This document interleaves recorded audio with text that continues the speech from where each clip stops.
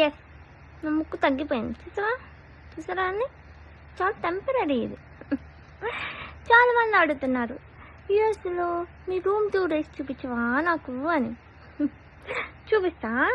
Shocking surprise ఏం అవ్వకండి, చాలా బాగుంటుంది. ఓకేనా? Get ready.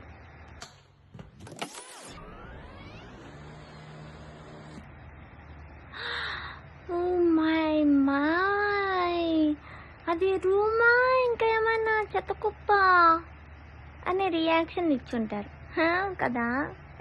ఇది రూమే.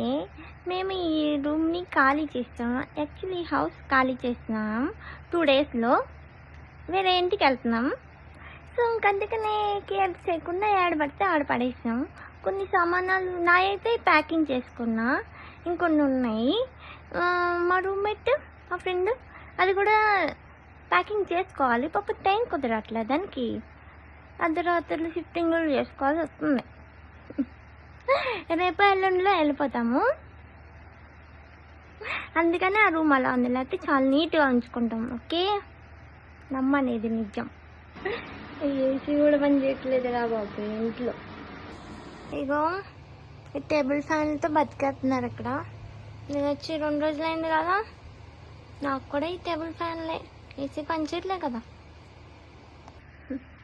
హలో, కొత్త ఇంటికి వెళ్తున్నాం కదా, ఏం ఉండవులే, బాగానే ఉంటుంది ఆ ఇల్లు. చూసినాం మనం. ఓ, ఇవన్నీ కష్టాలు అనుకుంటారేమో. చేసి అస్సలు కాదు, జస్ట్ టెంపరీ. ఏం లేదు, లైఫ్లో ఒక ఉచిత అడ్వైజ్ ఇస్తున్నా. మనం ఏదైనా కష్టం అనుకుంటేనే కష్టం, లేకపోతే నో కష్టం. అలా నవ్వుకుంటే వెళ్ళిపోవడమే, ఎక్కడ కాకపోతే ఇంకో చోట. It's okay, this is life.